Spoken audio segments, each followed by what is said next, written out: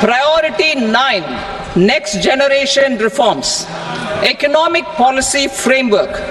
We will formulate an economic policy framework to delineate the overarching approach to economic development and set the scope of the next generation of reforms for facilitating employment opportunities and sustaining high growth. Our government will initiate and incentivize reforms for 1. Improving productivity of factors of production, and 2.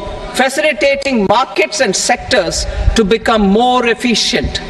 These reforms will cover all factors of production, namely land, labor, capital, and entrepreneurship, and technology as an enabler of improving total factor productivity and bridging inequality.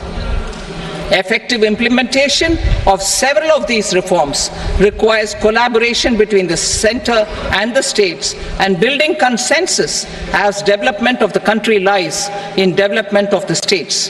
For promoting competitive federalism and incentivizing states for faster implementation of reforms, I propose to earmark a significant part of the 50-year interest-free loan. Working with the states, we will initiate the following reforms.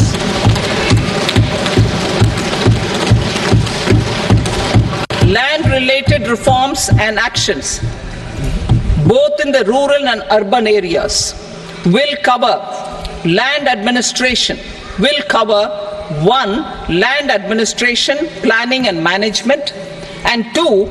Urban planning usage and building bylaws. These will be incentivized for completion within the next 3 years through appropriate fiscal support. Rural land-related actions. Rural land-related actions will include 1. Assignment of unique land parcel identification number, UL PIN, or Bhu Aadhaar for all lands. 2. Digitization of cadastral maps. 3.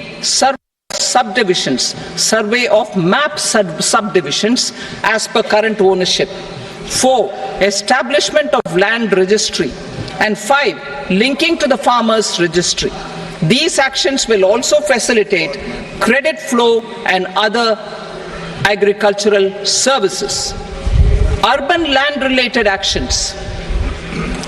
Land records in urban areas will be digitized with GIS mapping.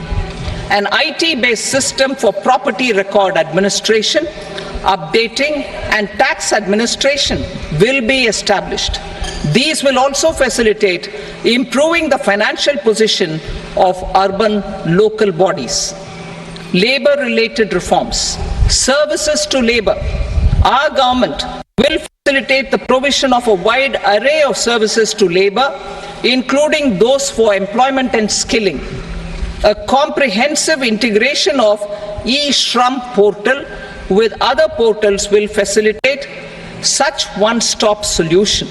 Open architecture databases for the rapidly changing labor market, skill requirements and available job roles, and a mechanism to connect job aspirants with potential employers and skill providers will be covered in these services.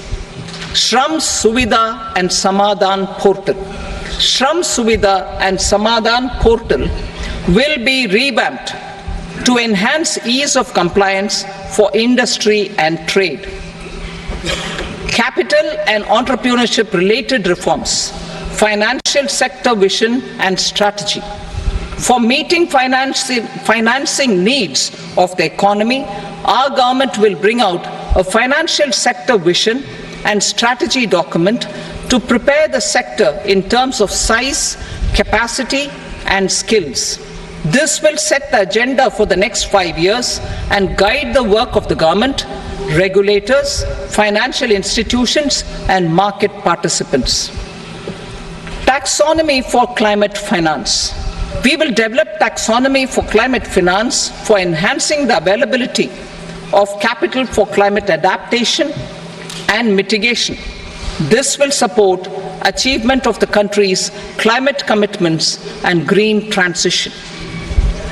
variable capital company structure. We will seek the required legislative approval for providing an efficient and flexible mode for financing leasing of aircrafts and ships and pooled funds of private equity through a variable company structure. Foreign direct investments and overseas investment.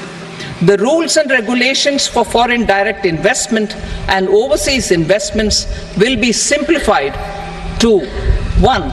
Facilitate foreign direct investments, 2. Nudge prioritization, and 3. Promote opportunities for using Indian rupee as a currency for overseas investment. NPS Vatsalya. NPS Vatsalya, a plan for contribution by parents and guardians for minors, will be started. On attaining the age of majority, the plan can be converted seamlessly into a normal NPS account. Use of technology.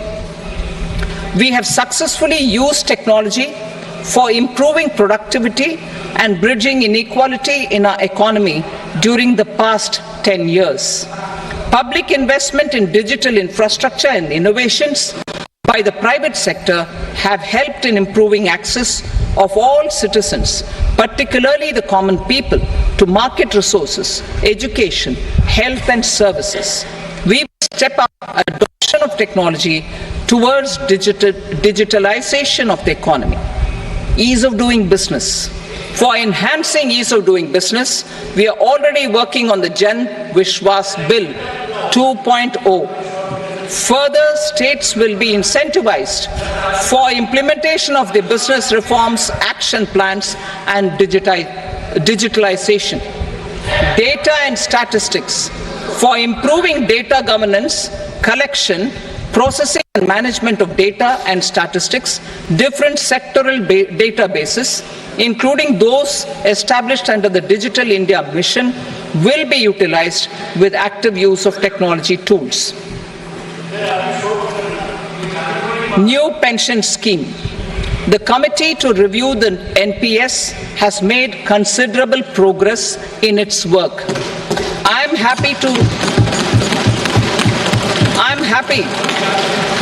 am happy that the staff side of the National Council of the Joint Consultative Machinery for Central Government Employees has taken a constructive approach.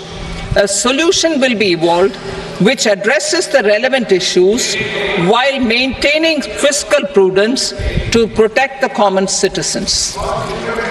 Budget estimates for 24-25. For the year 24-25, total receipts other than borrowings and the total expenditure are estimated at 32.07 lakh crore rupees and 48.21 lakh crore rupees respectively. The net tax receipts are estimated at 25.83 lakh crore rupees. The fiscal deficit is estimated at 4.9% of the GDP.